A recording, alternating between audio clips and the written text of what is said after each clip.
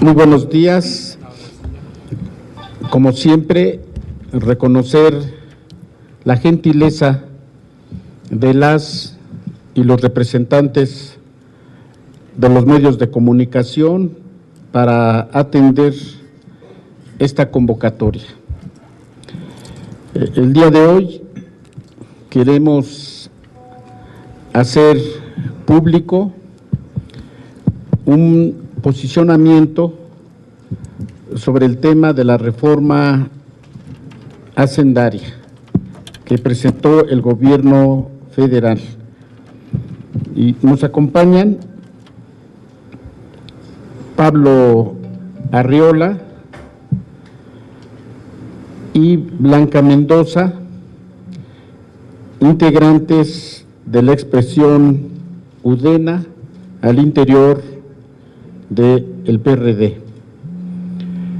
También nos acompaña el compañero Antonio Rueda, integrante de la expresión Izquierda Renovadora en Movimiento.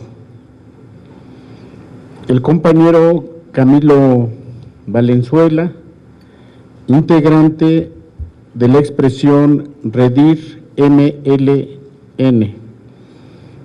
Nuestro compañero Enrique Vargas, Manuel Oropesa, René Bejarano, su servidor Alejandro Sánchez Camacho, integrantes de Izquierda Democrática Nacional. Vamos a dar paso a que nuestro compañero Agustín Guerrero presente el pronunciamiento político en torno a la reforma hacendaria. Recordar que es integrante de la expresión política reciente Movimiento Progresista al interior del PRD. Muchas gracias, Alejandro. Muy buenos días.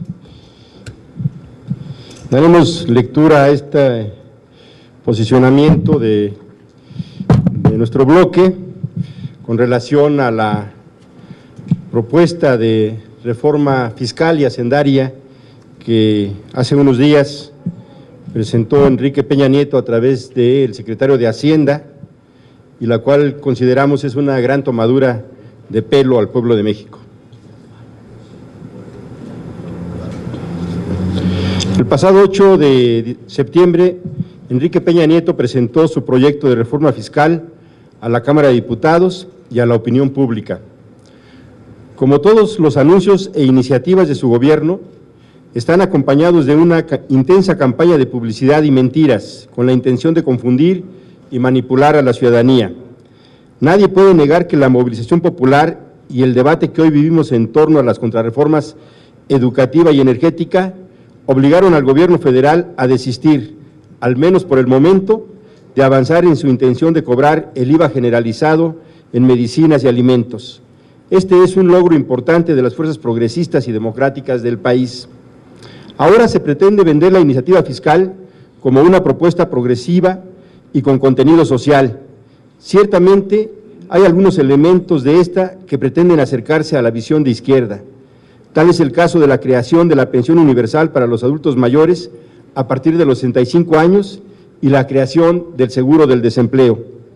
Asimismo, hay propuestas que cobran relevancia como la desaparición del IETU y el impuesto a los depósitos en efectivo, el incremento de la tasa del ISR del 30 al 32% a quienes tengan ingresos anuales equivalentes o mayores a los 500,000 pesos y gravar con el 10% las ganancias en la bolsa de valores.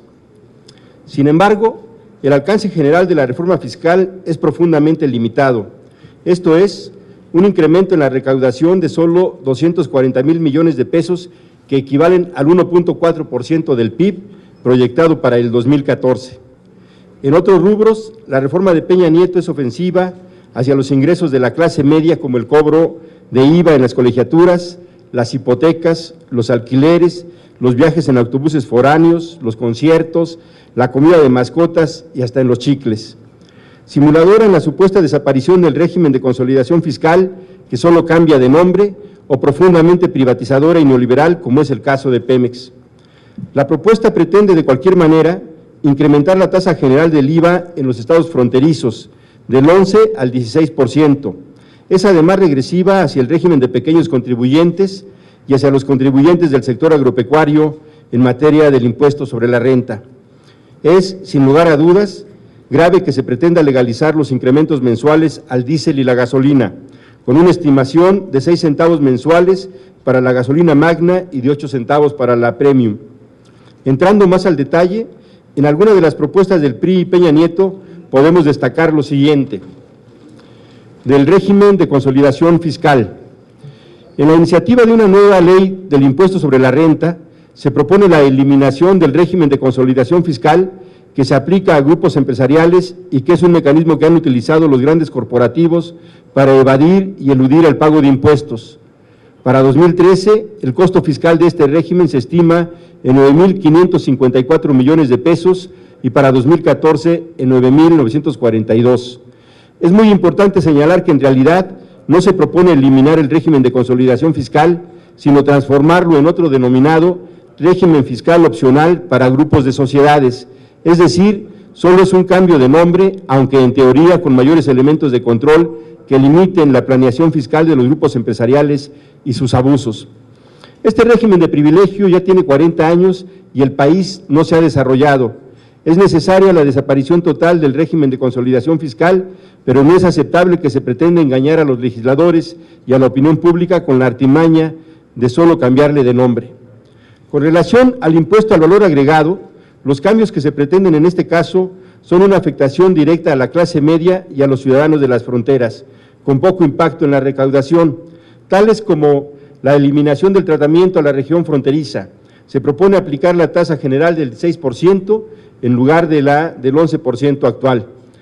Se propone eliminar la exención a la compra, renta y pago de la hipoteca de casas habitación y eliminar la exención a los servicios de enseñanza.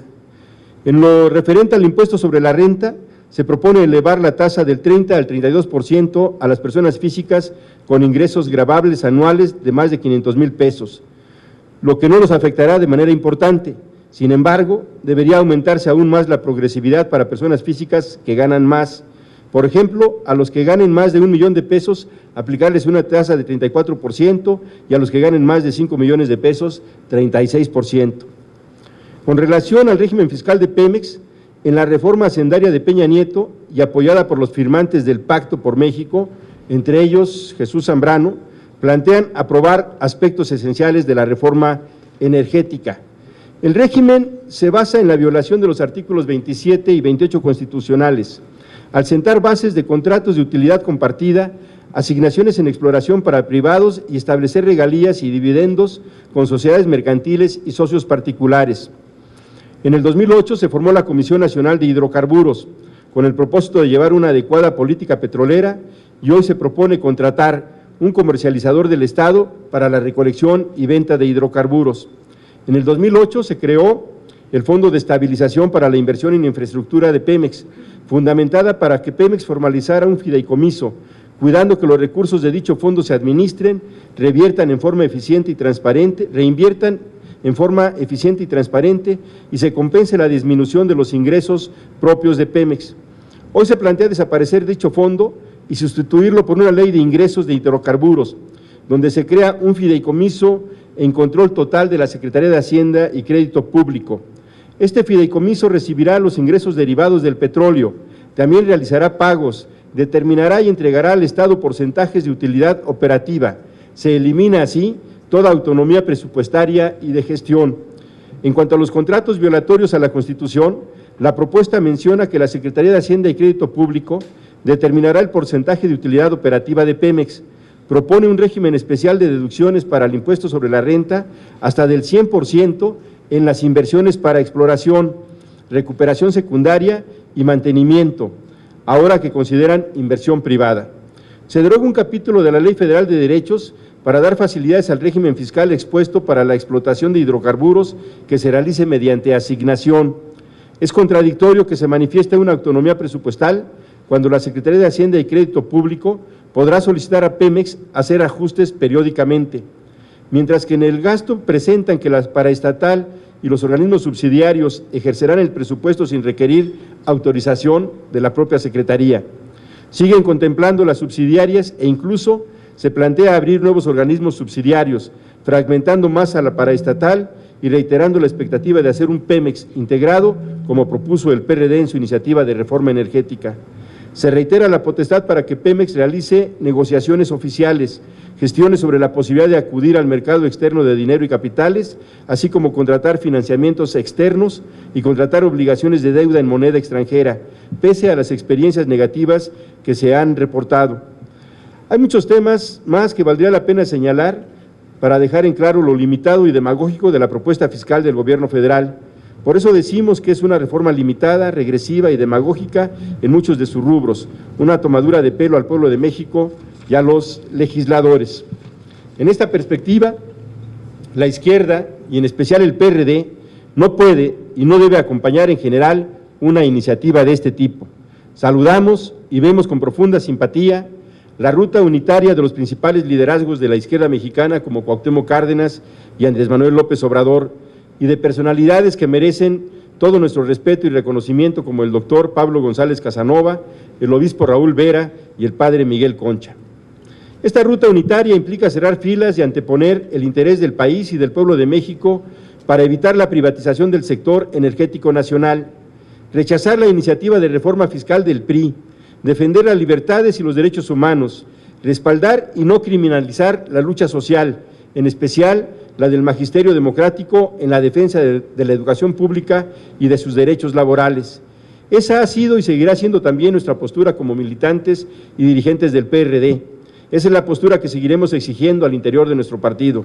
Este primer esfuerzo y mensaje unitario tiene que trascender a una plataforma y un plan de acción común de las fuerzas y movimientos democráticos de nuestro país y también a espacios de unidad y coordinación que potencien la lucha de defensa del interés nacional y popular. Por eso creemos en la necesidad de conformar un gran frente patriótico nacional. Este es el documento que fija la postura de nuestras expresiones del PRD con relación a este tema y a los asuntos posteriores. Pasamos a lo que en estos espacios le podemos denominar reciprocidad, que consiste en preguntas y respuestas. ¿Algún medio? Sí, compañero Daniel. Primero sobre ese saludo que hacen a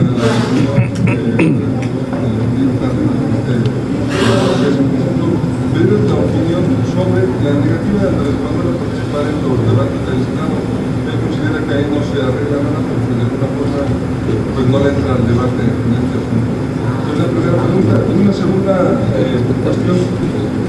Han registrado todas estas cosas de desacuerdo con la permanencia del PRD en el pacto y ahora con lo que se pretende aprobar en materia de reforma hacendaria que parece que tiene la mano del PRD.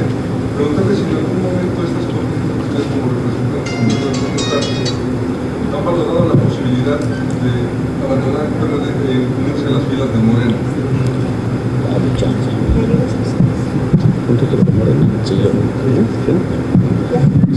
Bien, miren, respecto a esa pregunta, les quiero decir que nosotros, como frente, hemos sido muy insistentes en la necesaria unidad del movimiento de izquierda y progresista para poder enfrentar lo que hoy es una gravísima amenaza para el desarrollo del país, que es la privatización del petróleo mexicano. Pero en esa lógica nosotros asumimos que cada uno de los afluentes tiene sus propias rutas. Particularmente todos los que estamos aquí en la mesa somos perredistas de diversas corrientes y tenemos dos seguridades claves en esta coyuntura. Primero, que la enorme mayoría de los militantes del PRD coinciden muchísimo más con nosotros en una lógica de un PRD que vuelva a sus orígenes como un partido de izquierda perfectamente definido, que busca luchar y conseguir el poder en este país y que tiene la firmeza en cuanto a principios, programa y visión para conseguir este objetivo. Ya lo hemos conseguido en otros momentos, como ustedes saben, pero no se nos da reconocido. Pero sabemos que en cuanto haya consultas para la base, esto va a ser una realidad. Y en ese sentido, por eso no tenemos ni el más mínimo duda, el asunto de permanecer en el PRD y conseguir que el PRD cobre la fisonomía que le corresponde a la definición de su origen y de su mayoría militante. Esto nos va a permitir además, como un partido consolidado en la izquierda y con una visión de largo plazo, tener aliados. Y uno de nuestros aliados, obviamente, dentro del marco de la izquierda, es el movimiento social organizado, el movimiento social en sus distintas expresiones, y al propio grupo de Morena, ya sea como partido o como partido en formación. Pero esta es la ruta que nosotros consideramos y en la que coincidimos. En torno a la aceptación o no por parte del licenciado Andrés Manuel López Obrador a la convocatoria en el Senado para el debate de la reforma energética, nosotros respetamos la decisión que Andrés Manuel López Obrador toma al respecto. De nuestra parte, vamos a dar el debate parlamentario en los espacios del Congreso de la Unión, pero también vamos a dar la lucha con la movilización popular por la defensa de Pemex y de la economía familiar. Sería oportuno que este encuentro de Andrés Manuel López Obrador, Cuauhtémoc Cárdenas, la izquierda electoral y los movimientos sociales convoquemos ya alrededor de 15 días a una movilización unitaria por la intención que en el Senado el PRI ha manifestado de resolver la reforma energética en el lapso de 2 o 3 semanas a lo mucho. Y esto requiere una acción unitaria de todas las fuerzas progresistas y democráticas.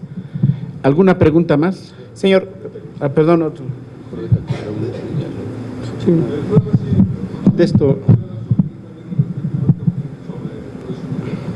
Sí. Mira. Pero es lo mismo, coincido plenamente. Sí, respetamos la opinión de Andrés Manuel. Yo solamente quisiera recordar que el 7 de abril del 2005, Andrés Manuel López Obrador acudió a la Cámara de Diputados a una sesión donde se discutió, bueno, donde se aprobó, ni siquiera hubo discusión, donde se aprobó el desafuero. Y recuerdo muy bien que las primeras palabras que le dirigió Andrés Manuel a los diputados en aquella ocasión, donde se encontraba Manlio Fabio Beltrones, que era el presidente de la Cámara en aquel momento, fue que él no iba a la Cámara con la idea de poder convencer a los legisladores de cambiar su opinión, que él no era ingenuo, que él tenía claro que iban a actuar por consigna y que obedecían órdenes de sus jefes. Y sin embargo, esa presencia de Andrés Manuel en aquel momento fue sin duda el día que más mexicanos vimos el canal del Congreso. O sea, el impacto que tuvo la presencia de Andrés Manuel el 7 de abril fue muy importante, Y yo creo que ayer escuchaba los argumentos que él decía para no acudir, de que ya los diputados, los senadores iban a actuar por consigna, tenían decisiones tomadas y que él no pensaba que estos foros pudieran modificar la opinión de los legisladores. Exactamente el mismo argumento que dio hace 8 años. Y si bien es cierto que va a ser muy difícil que cambien de su opinión los diputados del PRI y del PAN, que ya adelantaron que van a respaldar este tipo de iniciativas, lo que sí es cierto es que una voz como la de Andrés Manuel, con una cobertura nacional que le brinden estos espacios, me parece que tiene que hacerlo llevar a pensar mejor este tema, esta decisión que anunciaba el día de ayer. No, nosotros no nos vamos a ir del PRD, nosotros nos estamos preparando para ir al Congreso Nacional estamos confluyendo en una propuesta de una reforma profunda al partido, muy distinta a la que propone el grupo que encabeza Jesús Zambrano y Jesús Ortega. Ellos proponen que el partido se siga cerrando, que los militantes no tengan ningún derecho y que la dirección del partido ahora sea rotativa, que el presidente dure 1 año en su encargo y que sea electo solamente por 15 personas que son el Comité Ejecutivo Nacional en la propuesta de ellos. Nosotros, que al contrario, queremos un partido abierto, que recupere principios, que recupere su vinculación con los movimientos sociales, con las causas sociales, y vamos a ir a dar la batalla al Congreso Nacional. Y estamos seguros que la mayoría de los congresistas del partido coinciden con una visión donde, si no tomamos ahora una decisión de transformación profunda del PRD, sí está en riesgo la vida futura del partido. Entonces, no nos vamos a ir a ningún otro lado, vamos a dar la batalla por recuperar al partido, por darle nuevamente una utilidad pública, una utilidad para la gente y por hacer un partido democrático, un partido incluyente, un partido abierto a toda la ciudadanía y un partido comprometido con las luchas sociales. Señor, nada más para precisar, bueno, hace unos días Jesús Zambrano había dicho que sí iba a entrarle al debate, pero que iba a condicionar, bueno, había condicionado que cómo iba a establecer este debate, si le va a entrar nada más a Pemex o si le va a entrar nada más a la reforma hacendaria, pero no quiso abundar mucho sobre la reforma educativa. ¿Ustedes sí le van a entrar a este debate, a esta movilización por las 3 luchas que había planteado Cuauhtémoc Cárdenas, que es la educativa también?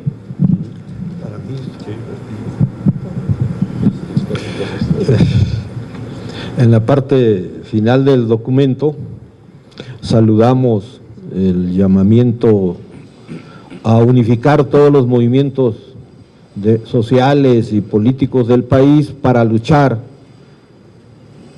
en contra de estas 3 contrarreformas, haciendo centro desde luego en la energética, dado que es, como dicen los mismos priistas, la madre de todas las contrarreformas que están imponiéndonos.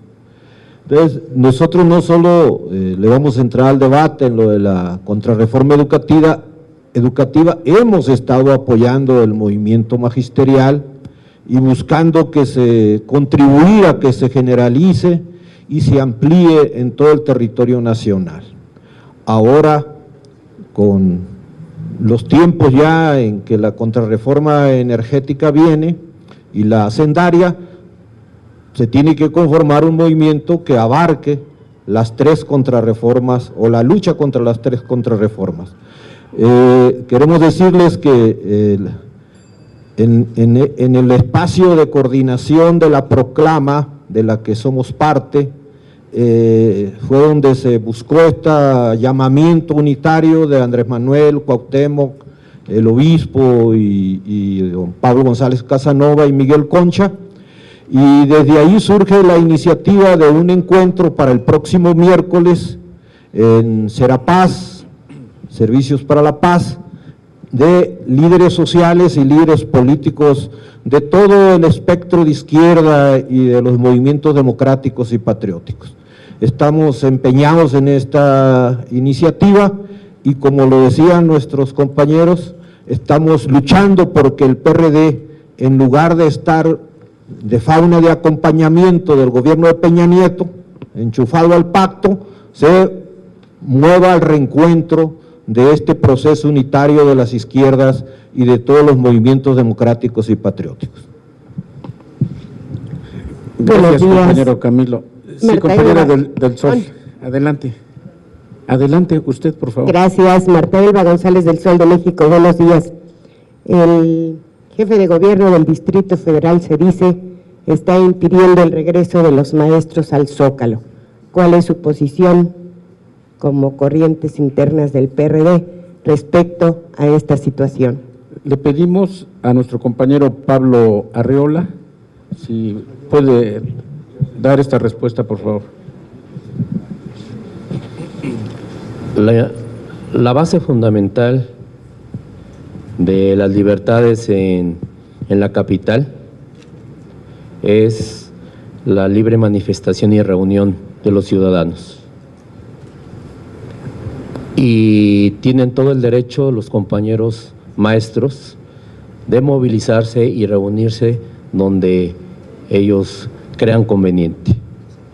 Por eso nosotros decimos que no tiene que haber ningún problema para que en el momento que decidan los maestros instalarse en el Zócalo capitalino, lo hagan y que sea respetado por las autoridades del Distrito Federal.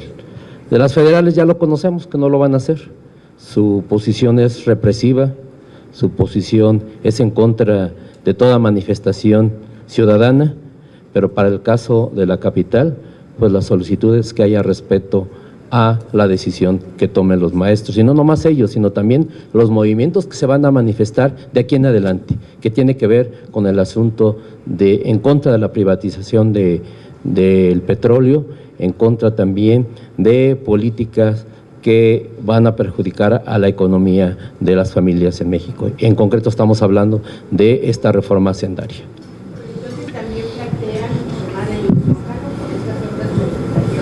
No sabemos, esas decisiones se toman en las instancias correspondientes. El llamado inicial que estamos haciendo nosotros es que exista una instancia que recupere la unidad de los movimientos sociales, de los movimientos también que tienen que ver con los partidos y con los liderazgos nacionales. A partir de las decisiones que se tomen en esa instancia es como actuará el movimiento nacional. ¿Alguien más desea hacer una pregunta? Sí, buenos días. Por un lado, me gustaría que nos contestara Agustín Guerrero, sí, también Marcelo Ebrard va a las consultas porque también fue invitado.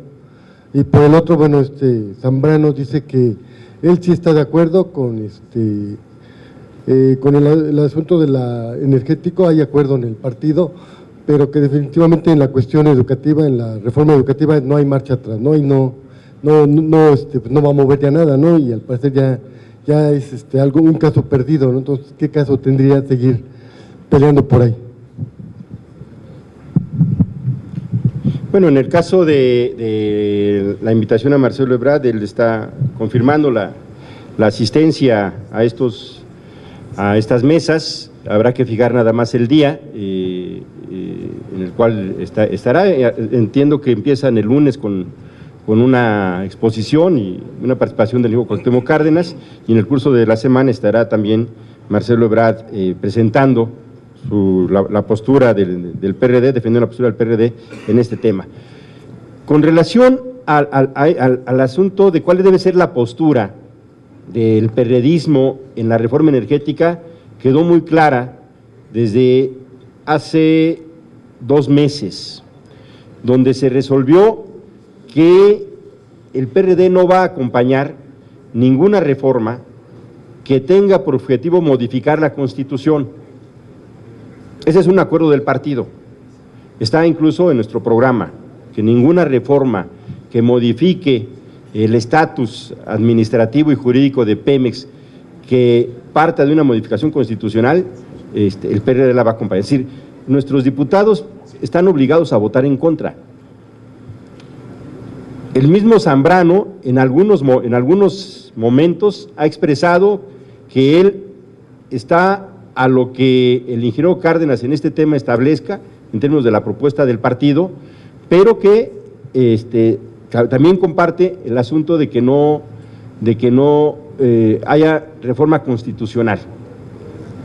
Eso es lo que está por encima, pero y aquí por eso me parece muy grave que Jesús Zambrano haya estado presente el día que se presentó esta reforma fiscal, porque la presencia avala,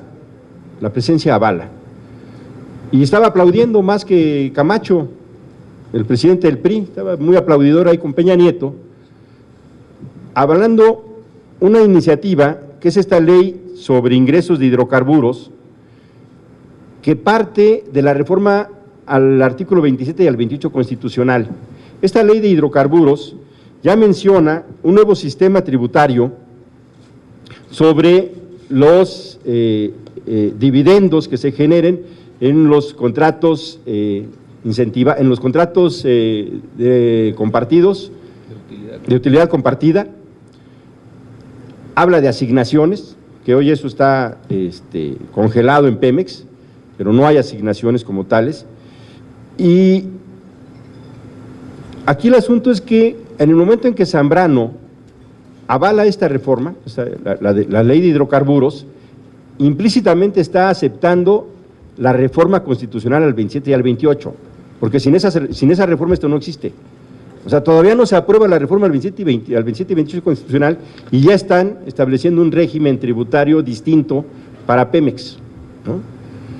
Y nosotros hacemos un llamado muy serio y muy responsable a Jesús Zambrano, ¿no?, a que respete los acuerdos del PRD, a que no siga siendo comparsa de Enrique Peña Nieto, porque el PRD determinó no avalar nada que modifique el 27 y el 28 constitucional. Así deben de votar nuestros diputados y nuestros senadores en contra de estas iniciativas, y Jesús Zambrano debe de dejar claro que él no se manda solo, que él en todo caso representa o debe de representar los acuerdos que el PRD tome en este tipo de temas. Entonces sí hacemos un llamado muy fraternal, pero muy serio, a Jesús Zambrano para que respete los acuerdos del PRD. Y esta misma iniciativa de ingresos es muy delicada, porque como lo comentamos en el documento, se ha montado toda una campaña donde todos ganan. No se afecta a las clases pobres, no se afecta a las clases medias, va a haber más ingresos, ¿no? Va a haber más ingresos para el desarrollo, para el seguro del desempleo, en fin, una serie de bondades. Pero al momento que ellos plantean reducir los ingresos de Pemex Hacienda, no explican con qué los sustituyen. O sea, la ley de hidrocarburos dice en la exposición de motivos, dice que la presente iniciativa se tiene por objetivo la disminución de la dependencia de las finanzas públicas de los ingresos petroleros, lo cual pues parece sano.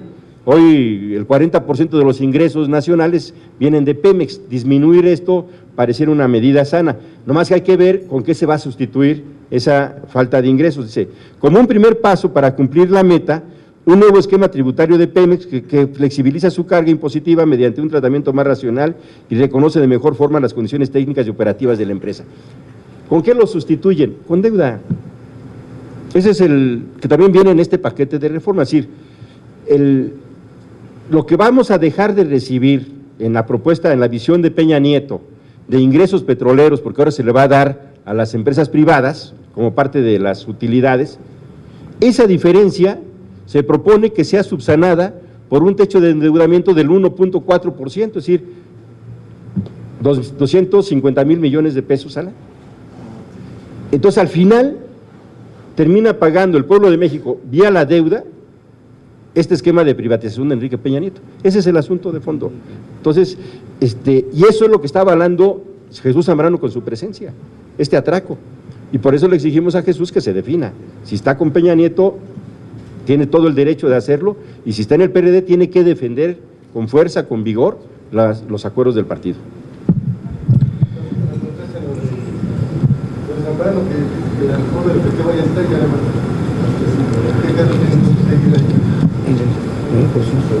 En el caso de la reforma educativa hay una gran inconformidad social a nivel de liderazgos. Ya el propio ingeniero Cárdenas y otros líderes importantes han señalado lo inadecuado de esa reforma. No es un asunto resuelto, y eso se expresa en las movilizaciones que siguen habiendo en más de 25 entidades de la República y que expresan la gran inconformidad de padres de familia, trabajadores de la educación, estudiantes, alumnos. Ese movimiento va a mantenerse y desde luego cuenta con nuestro apoyo, y tiene que entenderse que incluso en el PRD, por ejemplo en el Senado, la mayoría de los senadores de 22, 17 del PRD votaron en contra. Un corolario que me parece importante señalar. Miren, Yo creo que respecto a tu pregunta, más que la reforma educativa sea un caso perdido, es evidente, como dice René, que eso está en proceso de resistencia. Lo que parece un caso perdido es que Zambrano sea de izquierda, o para decirlo de otra manera, Zambrano es un caso perdido para la izquierda. Muchas gracias, que tengan buen fin de semana.